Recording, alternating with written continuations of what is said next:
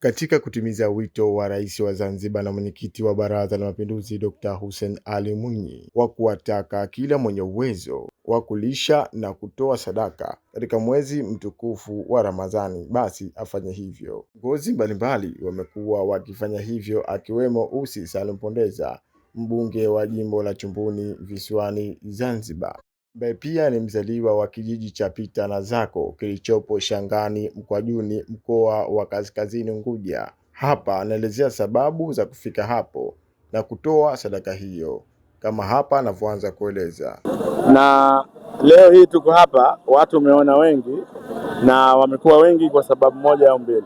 Maana yake kwanza mwezi wetu huu mtukufu, lakini la pili na jinsi ambavyo mimi nakaa nao, lakini na majirani na ile asili ambayo ipo katika hichi kijiji chetu, kwa sababu hii ni utaratibu ambao umeanza si kwa ubunge. Huu ni utaratibu wa kijiji chetu hichi ambacho kinaitwa Pitanazako.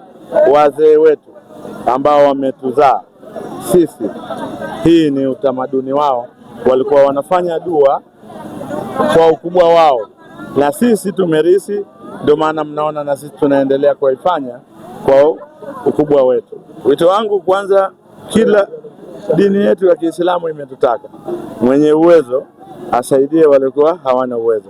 Lakini la pili, tukirudi kwenye waheshimiwa, kila mheshimiwa anatakiwa lazima ajue wapi yupo na uheshimiwa wake umepatikana kutokana na jamii.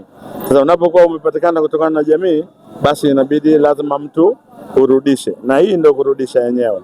Lakini kama haitoshi, sisi kila binadamu ana asili yake. Sisi hapa asili yetu watu wa kijiji hichi, hii ni tangu babu na babu na babu, hatuiachi. Kwa hivyo na mimi nimeamua kuendeleza asili yetu na kutokuidharau kwa sababu labda nimepata madaraka au niko vipi basi nisahau asili yetu. Hapana, hapa mimi kijijini kwetu na nawapenda sana wananchi wa kijijini petu.